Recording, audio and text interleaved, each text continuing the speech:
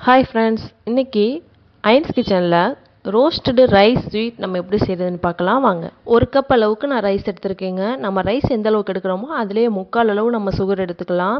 ஒரு கப் அளவுக்கு துருவிய தேங்காய் எடுத்து வச்சுருக்கேன். இது நான் முன்னாடியே கழுவி காய வச்ச அரிசி தாங்க. அதனால் நீங்கள் கழுவி காய வச்சுக்கோங்க. ஒரு பாத்திரத்தை அடுப்பில் வச்சிடலாம். பாத்திரம் ஹீட் ஆனதும் நம்ம எடுத்து வச்சுருக்க அரிசியை போட்டு நல்லா ரோஸ்ட் பண்ணிடலாம். ஸ்டவ்வை நாம் லோ ஃப்ளேமில் தாங்க நம்ம வச்சு ஃப்ரை பண்ணணும். இல்லைனா நம்மளுக்கு புஃபி வராது. இது நான் முன்னாடியே கழுவி காய வச்ச அரிசி தாங்க. அதனால் நீங்கள் கழுவி காய வச்சுக்கோங்க. இதுக்கு நிறைய நேம் இருக்குங்க. பொரி அரிசி ஹல்வான்னு சொல்லுவாங்க, பொரி அரிசி உருண்டைன்னு சொல்லுவாங்க, எங்கள் பக்கம்லாம் பொரி அரிசி ஸ்வீட்டுன்னு சொல்லுவாங்க.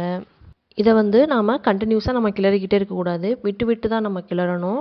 இப்போ நம்மளுக்கு ரைஸ் ரோஸ்ட் ஆயிடுச்சு. இப்போ இதை நல்லா ஒரு ஜாரில், நல்லா காஞ்ச ஜாரில் போட்டு நம்ம நல்லா பவுட்ரு பண்ணி எடுத்துக்கலாம். ரொம்ப சாஃப்டாக அரைச்சிடாதீங்க, இந்த மாதிரி கொஞ்சம் நரன்னு பவுட்ரு பண்ணிக்கோங்க. ஒரு பேனில் மீடியம் சைஸ் டம்ளரில் 2 டம்ளர் அளவுக்கு நாம் தண்ணி ஊற்றிக்கலாம். தண்ணி நம்மளுக்கு ரொம்ப கொதிச்சிடக்கூடாதுங்க. பபிள்ஸாக வரும் பார்த்தீங்களா, அந்த அளவுக்கு நம்மளுக்கு தண்ணி ஹீட்டாக இருக்கணும். இதை நீங்கள் ஃப்ரிட்ஜில் ஸ்டோர் பண்ணி வச்சு சாப்பிட்டா 3 நாள் வரைக்கும் நீங்கள் வச்சு சாப்பிட்லாங்க, கெடாது. இந்த ஸ்டேஜில் நம்ம பவுட்ரு பண்ணி வச்சுருக்க ரைஸை நம்ம இதோட சேர்த்து நல்லா கிளறலாம். ரைஸ் பவுடரை நம்ம சேர்த்ததுக்கப்புறம் நம்ம கண்டினியூஸாக நம்ம கிளறிக்கிட்டே இருக்கணுங்க. நம்ம கிளறதை விட்டுட்டோம்னா ஒரு மாதிரி கட்டி கட்டியாக நம்மளுக்கு வந்துடும்.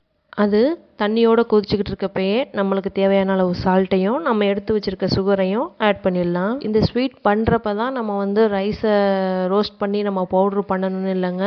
நீங்கள் ஃப்ரீ டைமில் கூட நீங்கள் ரைஸை ரோஸ்ட் பண்ணி பவுட்ரு பண்ணி நீங்கள் ஸ்டோர் பண்ணி வச்சுக்கலாம். நம்ம நினைக்கிறப்ப இந்த ஸ்வீட் பண்ணிக்கலாம். தண்ணி மட்டும் கரெக்டாக ஊற்றுங்க.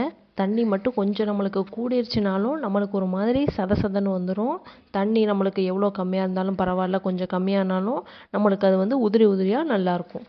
சுகரை எதுக்காக நம்ம முன்னாடியே ஆட் பண்ணுறோன்னா, அந்த சுகர் தண்ணியோடு இருக்கையிலே போட்டால் தாங்க அது நம்மளுக்கு கரையும், இல்லைன்னா அந்த சுகர் கரையாது. இப்போ நல்லா நம்மளுக்கு ட்ரை ஆயிடுச்சு. நம்ம இந்த ஸ்டேஜில் நம்ம துருவி வச்சுருக்க கோகோனட்டை நம்ம ஆட் பண்ணிடலாம். இறக்க போகிற ஸ்டேஜில் தாங்க நம்ம தேங்காவை நம்ம சேர்க்கணும், முன்னாடியே நம்ம சேர்த்துடக்கூடாது. ரோஸ்டட் ரைஸ் ஸ்வீட் நம்மளுக்கு சூப்பராக ரெடி ஆகிடுச்சு. நீங்களும் உங்கள் வீட்டில் ட்ரை பண்ணி பார்த்துட்டு உங்கள் கமெண்ட்டை எங்களுக்கு கண்டிப்பாக சொல்லுங்கள். மறந்துடாமல் எங்கள் ஐன்ஸ் கிச்சனை சப்ஸ்கிரைப் பண்ணிவிடுங்க.